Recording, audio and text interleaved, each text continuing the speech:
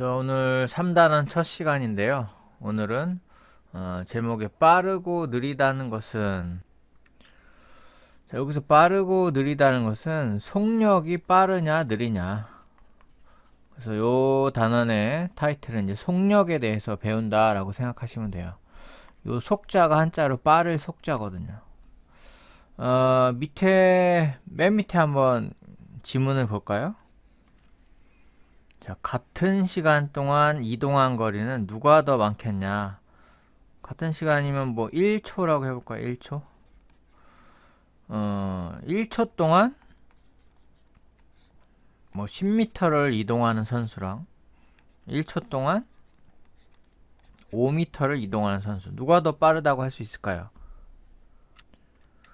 그렇죠. 1초 동안 10m를 이동한 선수가 더 이동한 거리가 많고 더 빠르다라고 할 수가 있어요. 속력이 왼쪽이 더 빠르다. 오른쪽은 이제 같은 거리를 이동하는데 걸린 시간은 어떠냐? 뭐 예를 들어서 10m를 이동하는데 빠른 선수는 뭐 1초 동안 10m를 이동한 선수가 있고, 이 느린 선수는 2초를 걸렸어요. 똑같이 10m를 가는데. 그러면 걸린 시간은 누가 더 많이 걸린 거예요? 그렇죠. 이때는 느린 선수가 똑같은 거리를 가는데 2초라고 2배 더 시간이 걸렸죠. 이것은 지금 뭘 뜻하느냐? 속력이 빠른 선수, 즉 속력이 크려면 어떻게 돼야 되느냐? 똑같은 시간 동안에는 거리가 이동 거리가 클수록, 그리고 속력이 빠르려면 같은 거리일 경우에는 시간은 더 적게, 작을 소자를 썼어요, 한자로. 자, 이런 경우 우리는 보통 비례냐 반비례냐를 뜻하는데, 어떤 수가 커질 때 다른 변수도 커지면 이거는 비례 관계예요. 비례는 보통 분자에 쓰고요. 근데 어떤 게 이렇게 커지는데 다른 변수는 작아진다면 이건 서로 반대 관계죠. 이런 걸 이제 반비례라고 해요. 반비례 같은 경우 보통 분모에 써줘요. 그래서 이거를 이제 수식으로 쓰면 속력은 거리에는 비례하고 시간에는 반비례하는구나, 이렇게 나타낼 수가 있다는 거죠. 왜냐하면 이 속력이라는 게 사실은 1분의 속력, 이렇게 한 분수로 나타낼 수가 있는데, 같은 위치에 있는 것끼리는 비례하고 서로 다른 위치, 하나는 위에 있는데 하나는 밑에 있죠. 밑에 있는 거하고 위에 있는 거는 서로 반비례한다, 이렇게 말할 수가 있어요. 자, 다음 페이지 볼까요? 자, 오른쪽 페이지 여기 밑에 쪽을 한번 봅시다. 좀 전에 선생님이 얘기했던 게 그대로 나와 있죠. 속력은 거리에는 비례하고 시간에는 반비례해서 속력은 시간분의 거리, 이렇게 나타낼 수 있구나. 이때 거리는 이동한 거리를 뜻하는 거고요. 시간은 걸린 시간. 뭐 이거는 사실 뭐 생략해도 되겠죠. 속력은 간단하게 시간분의 거리다. 그래서 속력의 단위는 이제 주로 두 가지가 이제 나와 있는데요. 하나는 미터 매 초, 또 하나는 킬로미터 매 시, 이렇게 나타내요. 미터 매 초는 이제 한글로 나타낸 거고요. 영어로 쓰면 미터 per second, 미터 per second. 그 다음에 시간당 이동한 그 속력은 킬로미터 per hour. hour가 1시간, 2시간 할 때 그 hour죠. 그리고 이 second이라는 건 초라는 뜻이에요. 초.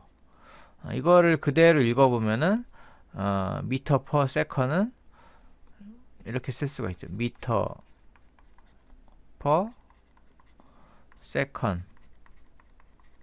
그 다음에 시속은 킬로미터 per hour. 그래서 속력의 단위는 초속, 시간당 몇 미터를 가느냐. 그래서 속력의 단위는 미터 퍼 세컨을 쓰기도 하고 또는 킬로미터 퍼 아워를 쓴다. 그래서 여러분들이 시험 문제를 풀 때는 뭐 이것만 아시면 돼요. 속력은 미터 퍼 세컨. 요것만 아시면 모든 문제가 풀립니다. 여기 별표. 미터 대신에 이제 킬로미터를 썼으면은 세컨 대신에 아워를 쓰면 되는데 둘 다 외우기엔 좀 복잡하니까 일단은 여러분은 속력은 미터 퍼 세컨 요것만 아시기 바랍니다.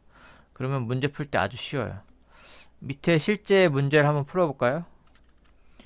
0.1초 간격으로 이렇게 A에서 B까지 0.1초 걸렸고 그럼 0.1 세컨이라고 써볼까요? 그 다음 B에서 C도 0.1 세컨 그 다음에 C에서 D 사이에서도 0.1 세컨 D에서 E도 0.1 세컨 각각의 속력을 구해보래요. 그럼 여기에서 속력은 아까 선생님이 뭐라고 했어요? 속력은 미터 퍼 세컨이라고 했죠. 여기다 그대로 대입을 하는 거예요. 대입을 하면 속력은 미터 자리에 미터를 쓰는 거예요. 0.1미터죠.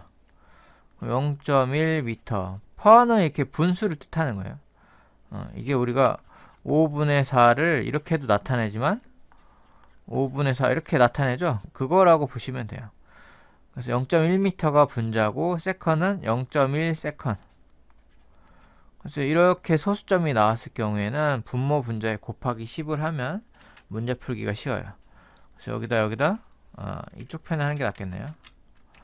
이쪽 편에다가 곱하기 10 여기도 곱하기 10 그러면은 1세컨분의 1m 그럼 이것은 1분의 1 미터 퍼 세컨 1분의 1은 1이죠.